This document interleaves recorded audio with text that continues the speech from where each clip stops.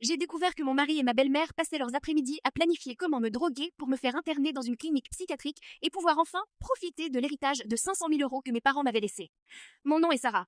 Si vous pensez que votre belle famille vous aime, écoutez bien cette histoire. Parfois, le monstre ne se cache pas sous votre lit, il s'assoit à votre table et vous sert le café avec un sourire angélique. Ma vengeance n'a pas été un cri de colère, ce fut une exécution froide et méthodique. Tout a commencé quand ma belle-mère, Monique, s'est installée chez nous après son prétendu problème de santé. Au début, elle était charmante, mais rapidement, l'ambiance a changé. Je me sentais fatiguée, confuse, j'oubliais où je mettais mes clés, je faisais des erreurs au travail. Julien, mon mari, me regardait avec une pitié fausse.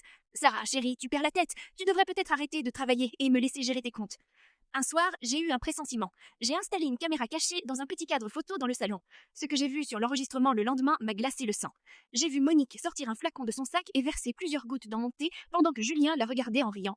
Encore quelques semaines de ce traitement et le psychiatre n'aura aucun mal à signer son internement, disait Julien.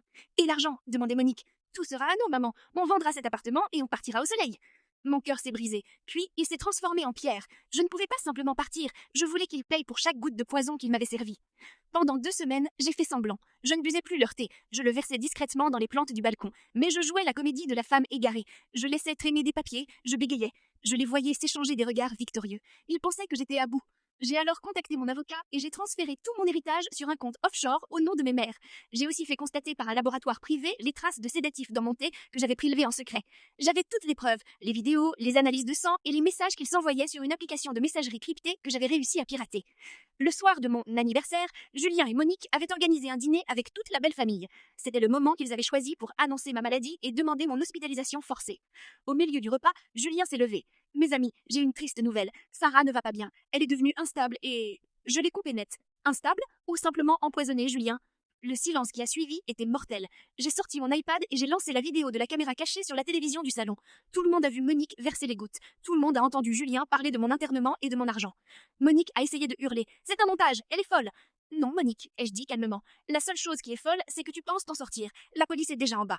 Les agents sont entrés et les ont emportés sous les yeux de leurs amis et de leur famille. Julien a essayé de me supplier, mais je n'ai ressenti que du mépris. Le procès a été un massacre. Julien a été condamné à 5 ans de prison pour tentative d'empoisonnement et escroquerie. Monique a pris 3 ans ferme. Comme l'appartement était à mon nom propre, je les ai expulsés légalement. Julien a perdu son job de cadre et Monique a dû vendre sa petite maison pour payer mes frais d'avocat et les dommages et intérêts. Aujourd'hui, je vis seule et je suis plus sereine que jamais. Mon agence de design tourne à plein régime. J'ai appris une leçon précieuse. Ne faites jamais confiance à ceux qui convoitent ce que vous avez bâti. Parfois, la meilleure façon de se protéger d'un nid de vipères, c'est de brûler le nid avec elle dedans. Échec et mat.